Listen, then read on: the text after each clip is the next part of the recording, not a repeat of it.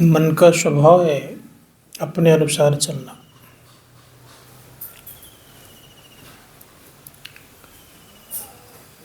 और संत महात्मा गण कहते हैं कि अगर मन के अनुसार चला तो तुम सही जगह नहीं जाओगे।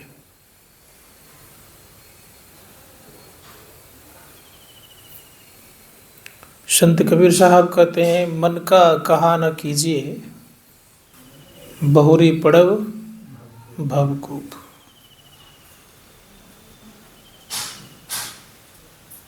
मन के अनुसार कोई भी चला है वो मंजिल तक पहुंचने में सक्षम नहीं हो पाया है। रावण मन के अनुसार ही चला,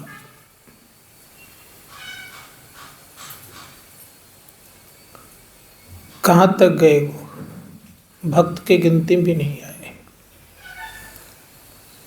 इसीलिए मन को जीतने वाले ही सुखी होते हैं। कभी सुने हैं कि मन को जीतने वाले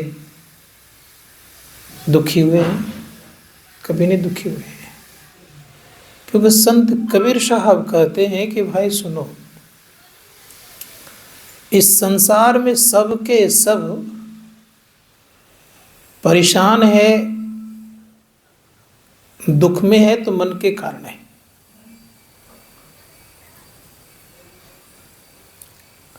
मन के कारण बदनाम भी है।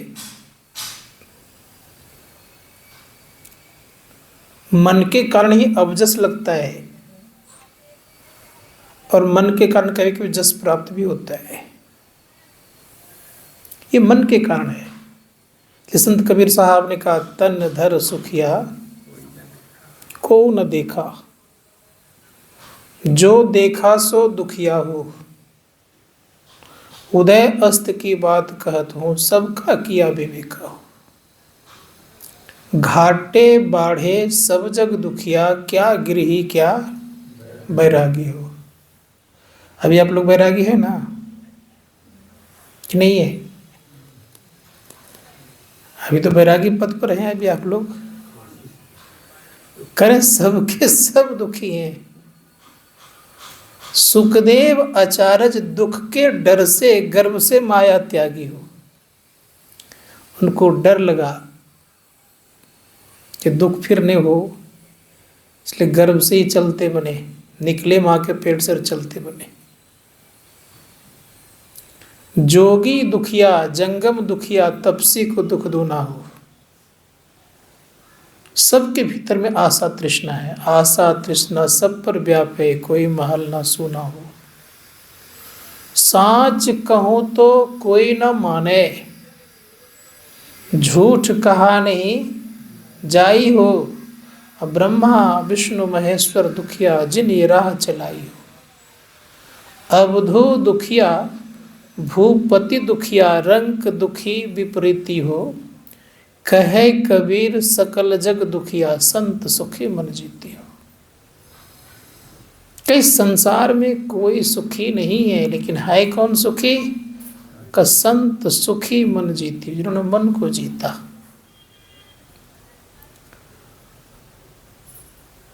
एक जगह में गया था, वहां के व्यक्ति ने मुझे कहा कि बाबा सब दिन पूजा पाठ करते रहता है, फिर भी इनको इतना दुख क्यों?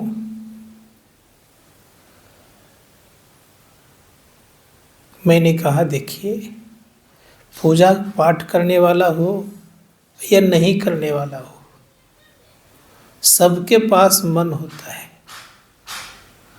मन के कारण सबके सब दुखी हैं।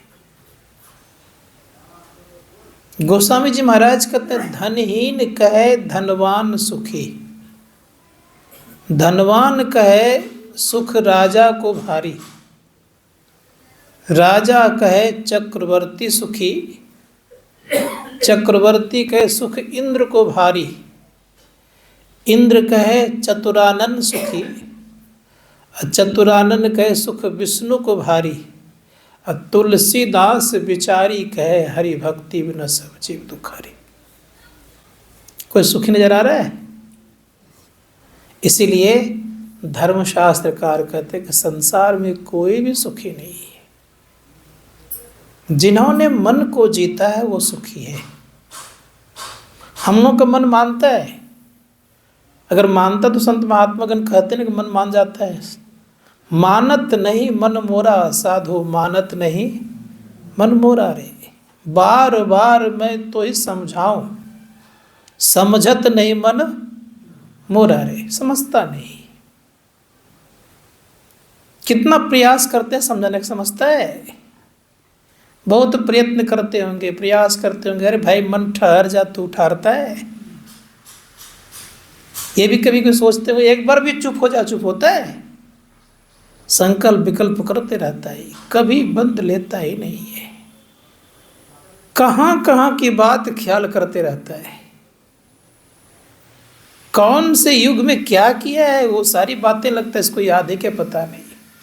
कब गप करेंगे तब बातें याद नहीं आएगी, लेकिन जब ध्यान करने बैठेंगे तो सारी बातें याद आएगी।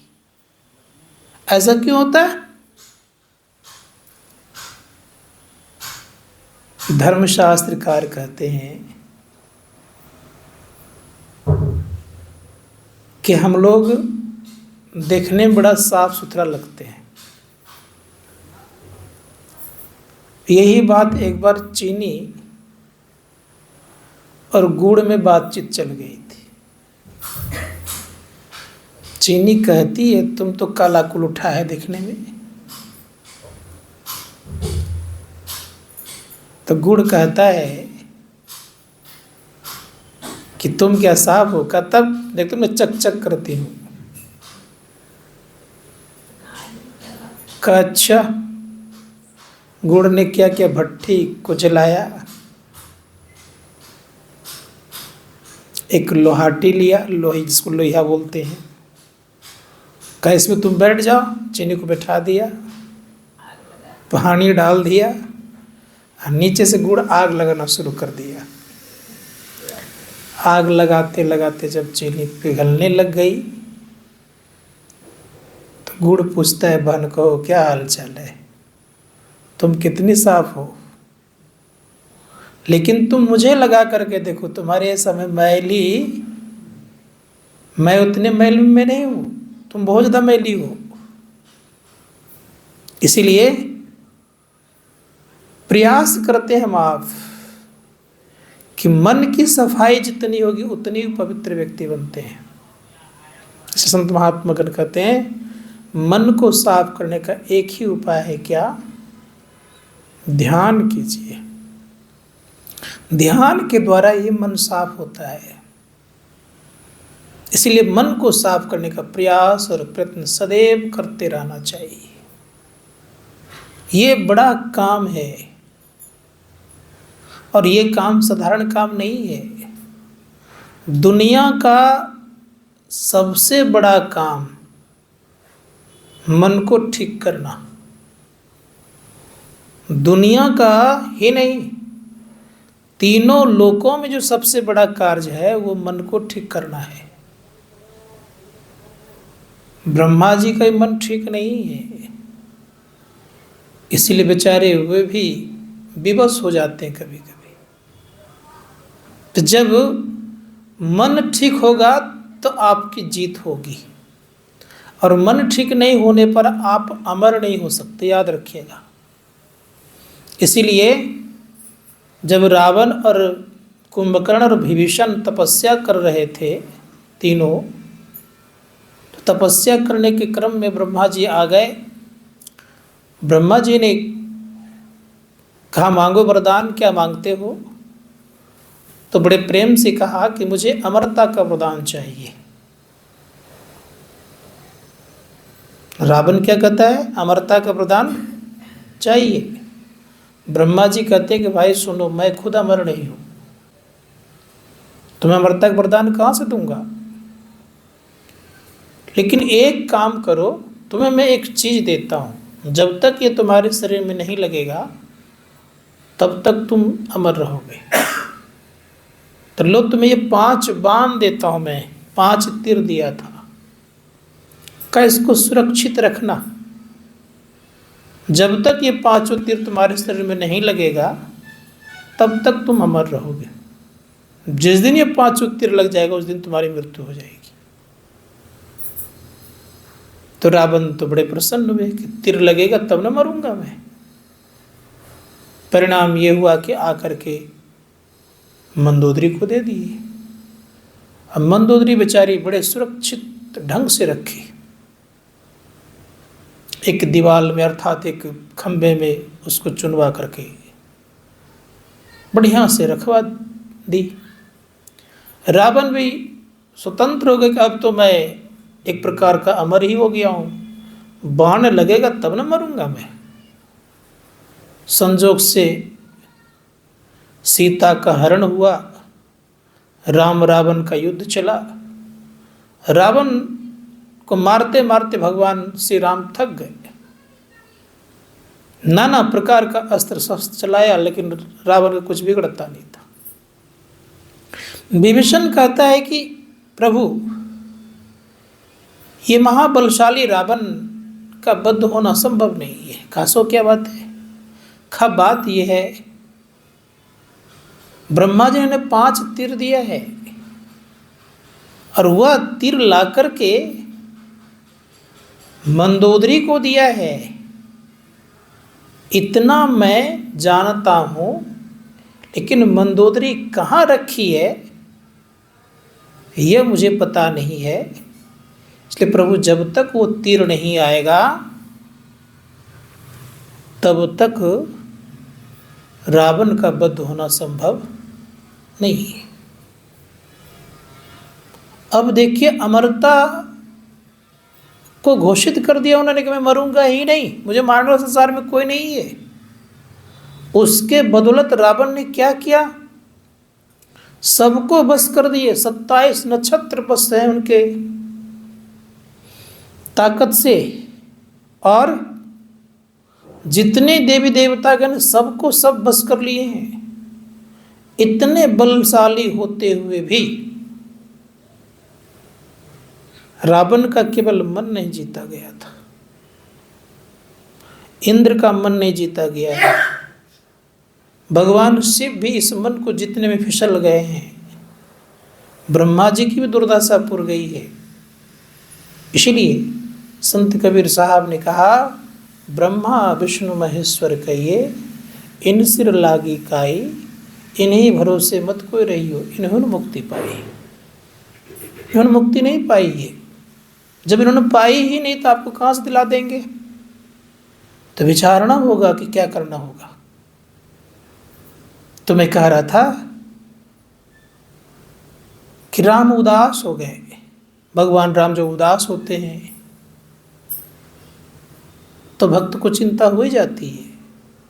हनुमान जी कहते हैं कि प्रभु आप उदास हैं, क्या बात है?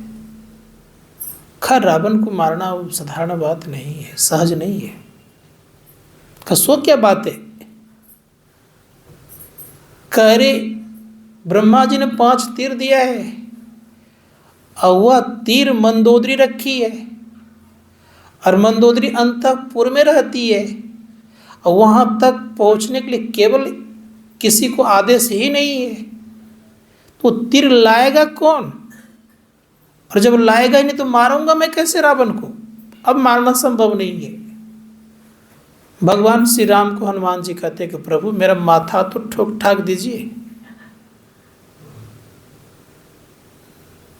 हनुमान जी को आशीर्वाद देते हैं। भगवान श्री राम के परम प्रिय सेवक भक्त लंका पहुंचते हैं।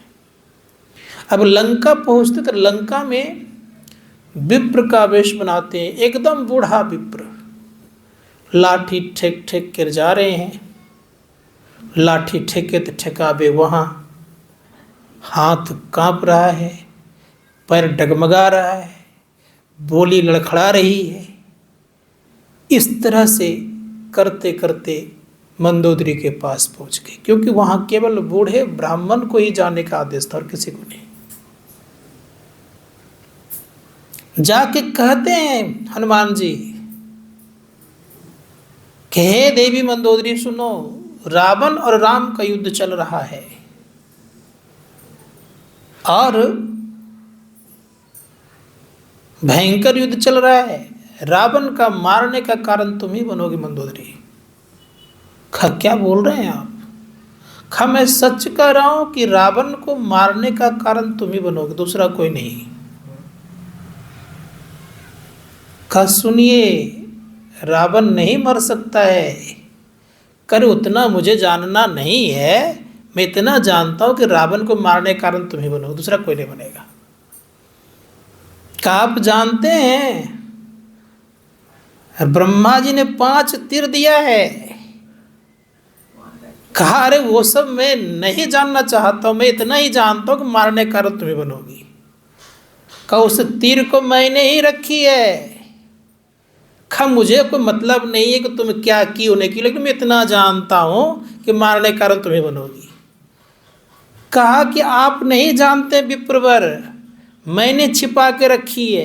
कल के मुझे उतना पता नहीं कि तुम क्या किए ने की है, लेकिन मैं इतना जानता हूं कि मारने के कारण तुम्हें बनोगी।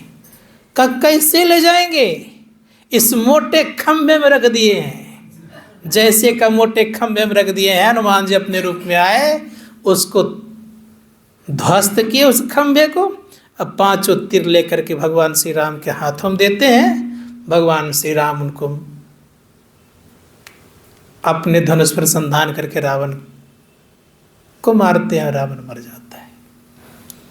संत महात्मा गण कहते हैं कि अगर प्रभु पर इच्छा हो, प्रभु प्राप्ति करने के लिए चल पड़े हैं और संकल्प तगड़ा आपका हो, तो कभी न कभी प्रभु प्राप्ति होकर के ही रहेगी।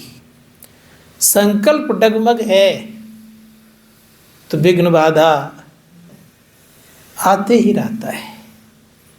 इसीलिए संकल्प को मजबूत करने के लिए संत महात्मा गण कहते हैं कि अपनी दृढ़ता को बनाने के लिए गुरु आश्रित होना चाहिए, प्रभु आश्रित होकर के रहना चाहिए। और जब प्रभु आश्रित होकर रहेंगे तब क्या होगा? तो हमारे गुरु महाराज कहते हैं अहो भाई हो गुरु आश्रित हो। गुरु के आश्रित होइए और अपना आशा रखिएगा, तब व्यवस्था नहीं होगी। गुरु के आश्रित होकर रहिए, देखिए जीवन सुखमय होगा। आसार संसार मध्य दुख भरपूर हो। भयंकर दुख है, लेकिन कहा क्या गुरु महाराज ने? गुरु महाराज कहते हैं अहो भक्त सार भक्ति करू हो, असार भक्ति करी संसार भ्रमत रही, भक्ति श्रम निष्फल हो। पक्ष मारे करें कि अगर असार भक्ति तुमने की तो तुम्हारा श्रम क्या होगा? निष्फल होगा, सफल नहीं होगा। इसलिए सार भक्ति करने का चेष्टा और प्रयत्न करो।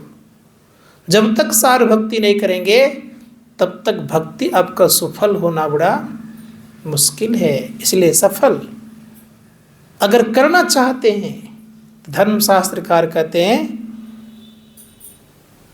कि असार भक्ति का त्याग कीजिए, सार भक्ति में लगिए। सार भक्ति क्या है?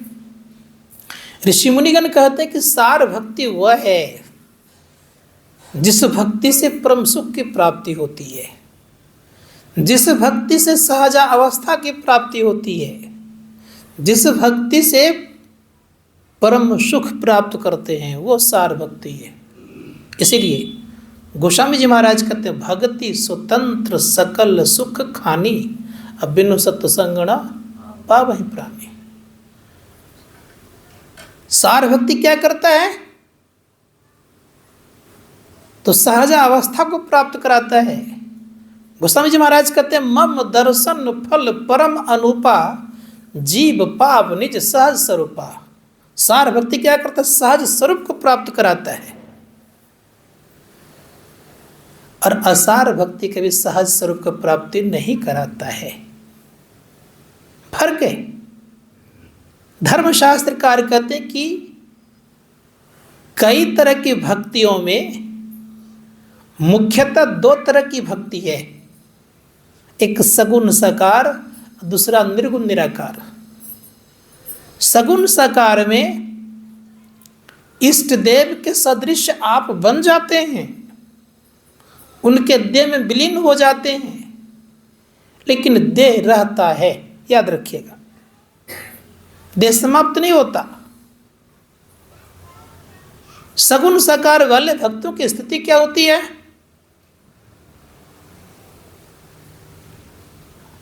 उनके अंदर में कामना रहती है,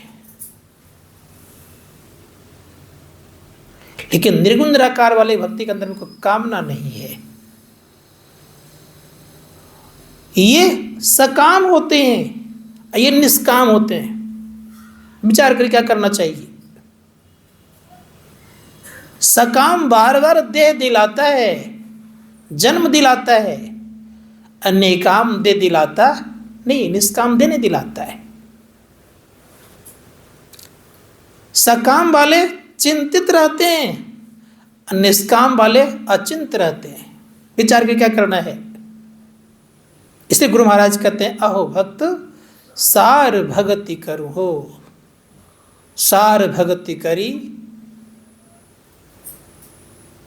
प्रभु पद, ऐसे कुछ पंक्ति है का सार भक्ति करने से आप प्रभु पद को प्राप्त कर सकते हैं।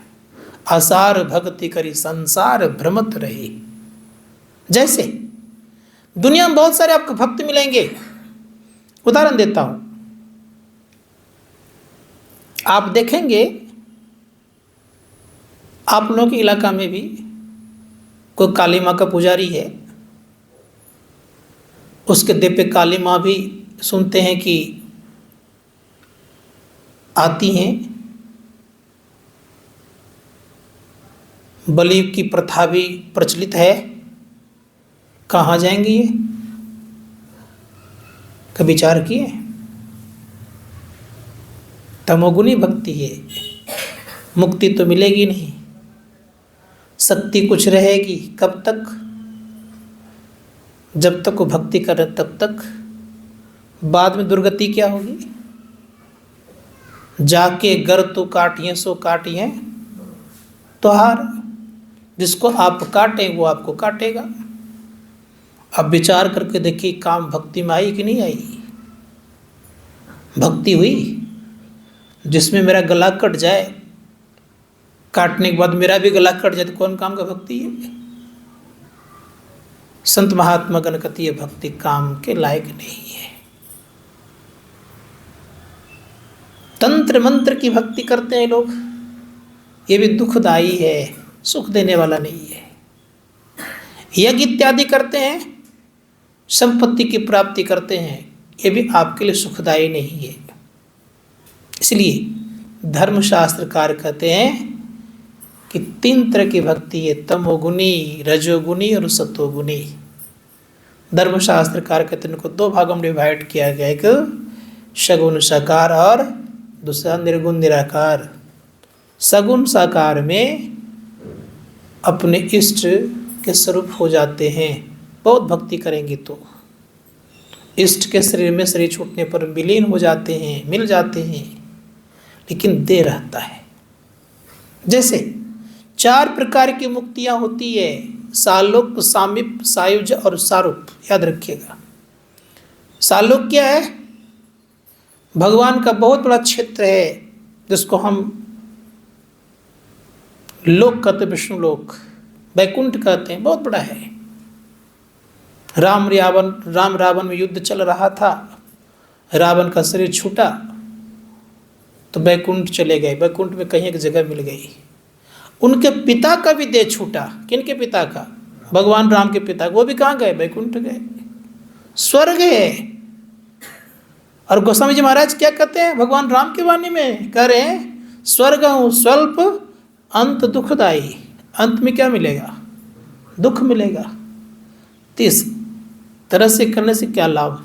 रावण भी मर करके अर्थात अन्याय करके वैकुंठ गया और घनघोर तपस्या करके पुत्र के रूप में भगवान विष्णु को मांगा, गोद में खिलाया, खाया पिया संग में, उठा बैठा सोया जगह सब काम किया, लाड़ प्यार भी बहुत किया। वो भी कहाँ गए? मर करके वैकुंठ ही गए, फायदा क्या हुआ? जबकि बहुत तपस्या के मनोरथ रूपा ने। तो धर्मशास्त्र कार्य करते दोनों एक ही जगह गए। अत्याचार भी किया तो कहाँ गए? वैकुंठ। अब बहुत लाड़ प्यार दुलार के तो वो भी कहाँ गए? फायदा क्या हुआ? संत महात्मागण कहते हैं कि लाभ कहाँ, कहाँ लाभ, लाभ कहाँ मानुष तन पाए। मानुष तन पाने से क्या लाभ हो गया आपको?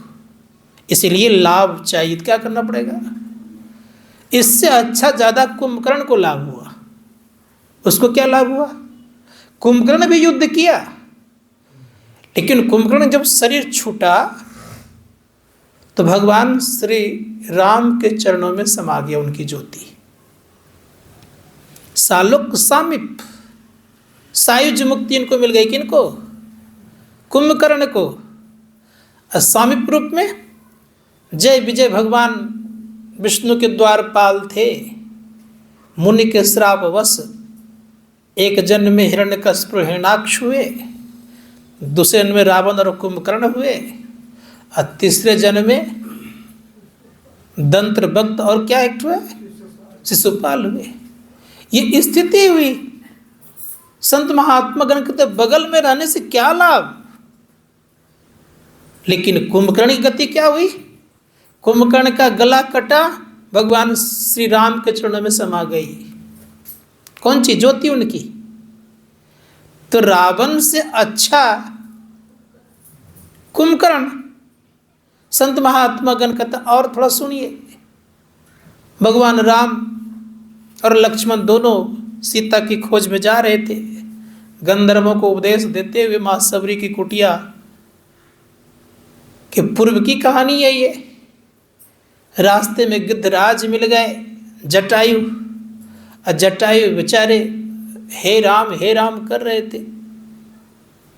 रावण के द्वारा युद्ध हुआ था, सीता को बचाव में। भक्ति की रक्षा करने के लिए प्राण दिया उन्होंने, तो उनकी गति अच्छी हो गई। सीता भक्ति रूप में, और भक्ति की रक्षा करने हेतु दुष्ट रावण से युद्ध किया। भले उनके पंख काट दिए गए, लेकिन परिणाम ये हुआ कि गति अच्छी हुई। भगवान राम बड़े प्रेम से अपने गोद में लेते हैं, दुलार प्यार करते हैं, सारी बात पूछते हैं। पूछने के बाद उनके ही गोद में शरीर का परित्याग करते हैं। भगवान राम अपने हाथों से दाह संस्कार करते हैं। तो कहते क्या है गोस्वामी जी महाराज? गृद्ध दे तजी धरी हरि रूपा। गिद्ध का शरीर का त्याग करके हरि के रूप में आ गए। संत महात्मा सारूप मुक्ति की प्राप्ति हो गई उन्हें। संत महात्मा गणों ने कहा कि ये स्थिति हुई, इसीलिए सालोक, सामीप, सायुज और सारूप, इन 4 प्रकार की मुक्तियों में दे रहता है।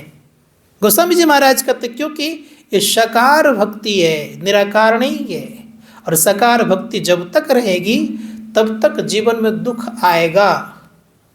सकार भक्ति, 5 भाई पांडव क्या करते थे? कृष्ण को बहुत मानते थे। कहाँ दुख मिटे उनके?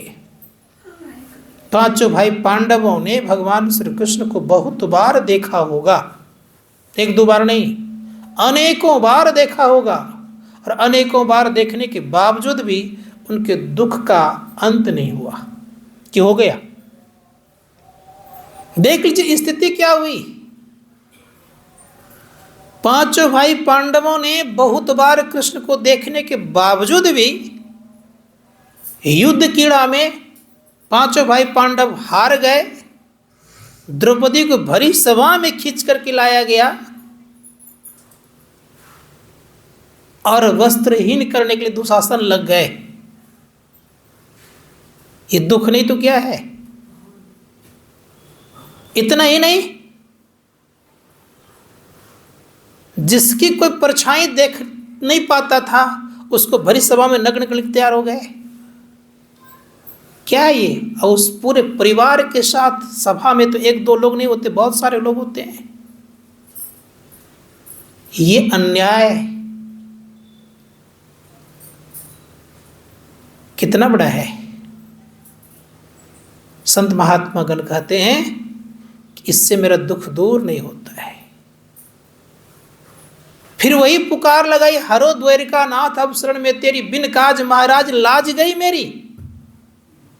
हे प्रभु मेरे दुख को हरण करो।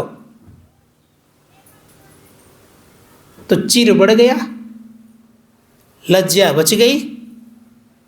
परिणाम क्या हुआ? फिर वनवास हुआ, हारने के बाद दोबारा हारा तो 12 वर्ष तक वनवास में रहे। विराट के यहाँ एक बार वर्ष अज्ञातवास किया, और अज्ञातवास करने के पश्चात उस विराट ने क्या किया? युधिष्ठिर महाराज कंक बने,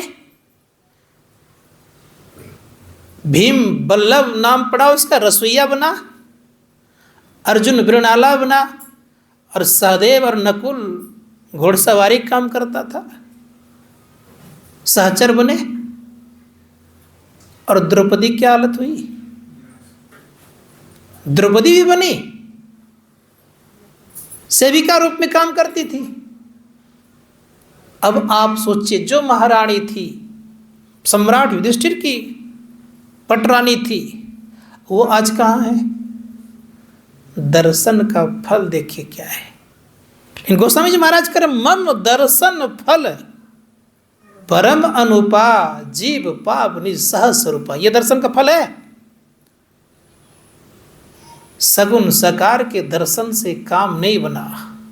इतना ही नहीं, जब युद्ध ठाना, दोनों तरफ आमने सामने सेना है, उस दरमियान भगवान श्री कृष्ण अर्जुन को उपदेश कर रहे हैं। 18 गीता का उपदेश कर दिए, और उपदेश करते करते अपना विराट रूप दिखा करके दर्शन भी दिए। फिर भी 2 मुहूर्त के लिए सबको नरक जाना पड़ गया। ये दर्शन का फल है क्या?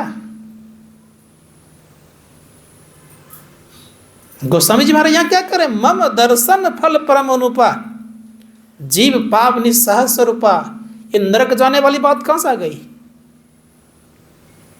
इसीलिए धर्मशास्त्रकार कहते हैं सकार में कभी भी तृप्ति और परम सुख की प्राप्ति संभव नहीं है। भले कितनों लोग सकार चिल्ला ले, हाँ सकार की पूजा करेंगे तो पैसे आ जाएंगे, इसमें कोई गम नहीं है। लक्ष्मी की प्राप्ति हो जाएगी, प्रतिष्ठा की प्राप्ति हो जाएगी, धन मिल जाएंगे, लेकिन निज स्वरूप की प्राप्ति नहीं होगी। इसलिए संत महात्मा गण कहते हैं कि सरगुण की सेवा करो, निर्गुण का करो ज्ञान, और निर्गुण सगुण से परे तहाँ हमारा ध्यान।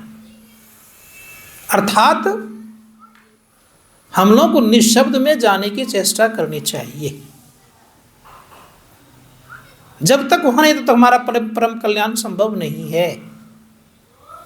लाख हम इधर सगुन सकार की पूजा कर लें, भगवान आके दर्शन दे दें, फिर भी हमारा अच्छा दशा नहीं हो सकता। आप आगे थोड़ा और देख लीजिए, थोड़ा सा।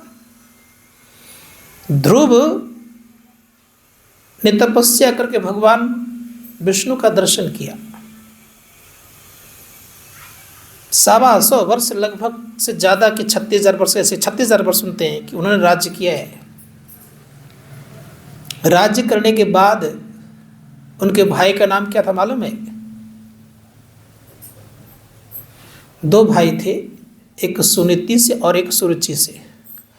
सुरुचि से जो था उसका नाम क्या मालूम है आप लोगों को? हाँ,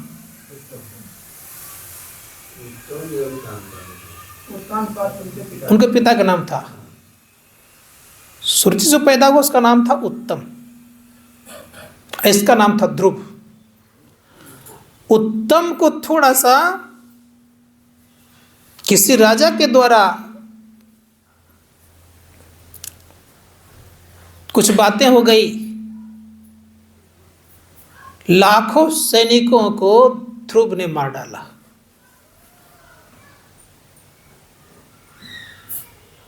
अब आप बताइए दर्शन का क्या लाभ है? इस संत महात्मा गण कहते हैं कि अगर आपने निर्गुण का दर्शन कर लीजिएगा तो बड़ा ही अच्छा होगा। इसलिए कबीर साहब ने कहा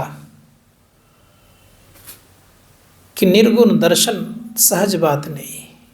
इसलिए निर्गुण दर्शन करने वाले को क्या करना पड़ता है? तो बड़े प्रेम से कहा गया है, जो कोई निर्गुण दर्शन पावे, प्रथम सुरति जमावे, तिल पर मूल मंत्र गहिलावे। जो व्यक्ति तिल पर अपना दृष्टि को जमाता है तो उन्हें मूल मंत्र मतलब कौन सा? सार शब्द, आदि शब्द की प्राप्ति होती है।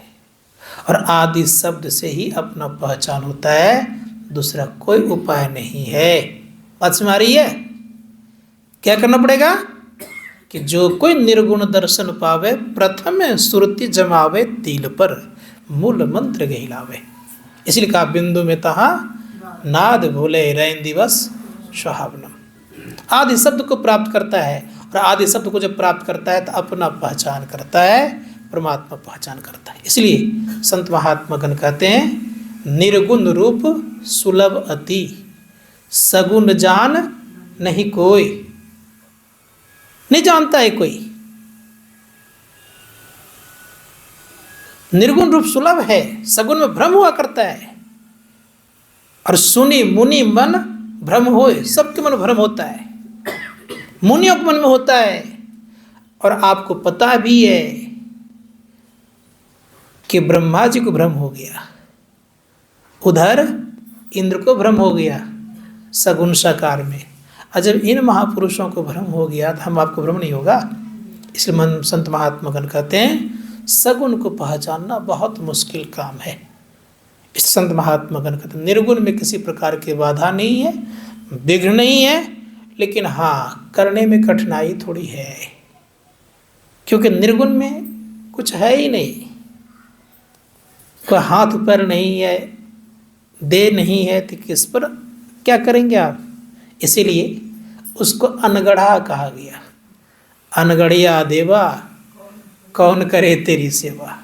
गढ़े देव को सब कोई पूजे और चढ़ावे, नित ही लावे सेवा। उनको सबको चढ़ाता है, मिठाई उठाए भी, और अनगढ़े देव कौन चढ़ाएगा? इसलिए गढ़े देव को सब कोई पूजे, सबको पूजता है, नित्य ही सेवा करता है।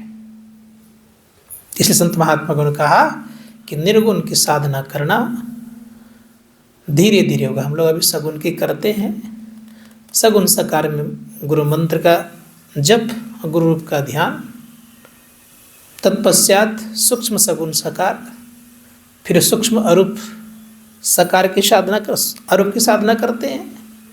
तब हम लोग निर्गुण निराकार की साधना करके फिर परमपिता परमात्मा कर एक में होते हैं। ये संत मत की साधना है, विशेष याद नहीं देता है। बोलिए प्रेम से श्री सतगुरु।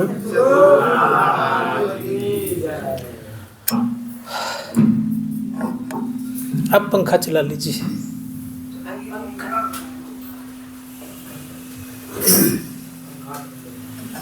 श्री सतगुरु महाराज की